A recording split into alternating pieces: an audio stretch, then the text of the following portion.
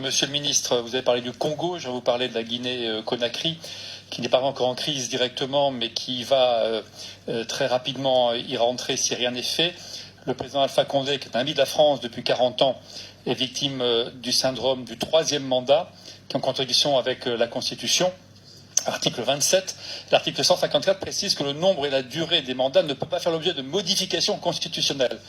Hier, le ministre de la Justice a démissionné. Et donc aujourd'hui, il y a deux scénarios possibles dans la lignée de ce que veut faire Alpha Condé. Soit écrire une nouvelle constitution, ce qui vient de terminer, et donc de faire le premier mandat d'une nouvelle constitution, et non pas un troisième mandat, ou alors un scénario à la Kabila, avec une dérive, bien sûr, des échéances. Aujourd'hui même, l'Assemblée nationale devait être réélue avant avril 2019. Rien n'a été fait.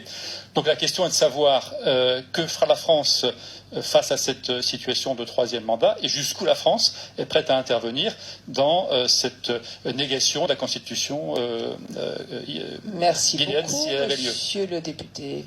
Christian Hutin. Vous savez que je suis particulièrement cette situation qui est préoccupante et qu'il faut à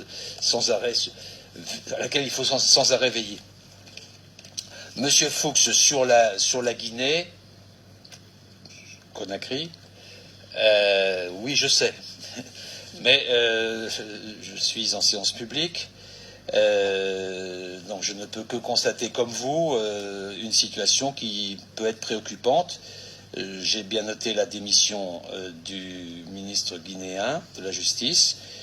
J'ai bien noté les bruits qui circulent sur une éventuelle réforme constitutionnelle pour modifier la durée des mandats du président de la République. Moi, je travaille avec les voisins dans l'organisation de l'Afrique de l'Ouest qui s'appelle la CEDEAO pour garder l'esprit de la Constitution et s'assurer que la nouvelle élection présidentielle se déroule dans des conditions paisibles, libres et transparentes.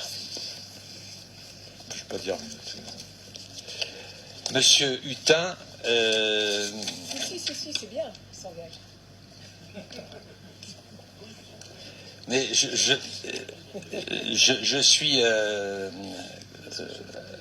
impressionné par votre détermination, qui ne m'étonne pas, et je suis vigilant pour faire en sorte que le dispositif qui a été décidé puisse être compensé et par des exonérations et par des bourses supplémentaires. Pour Nord Stream, Madame... en fait, non, vous vous inquiétez peut-être outre mesure, puisqu'il y a désormais un compromis entre pays européens. Il a été long à mettre en œuvre.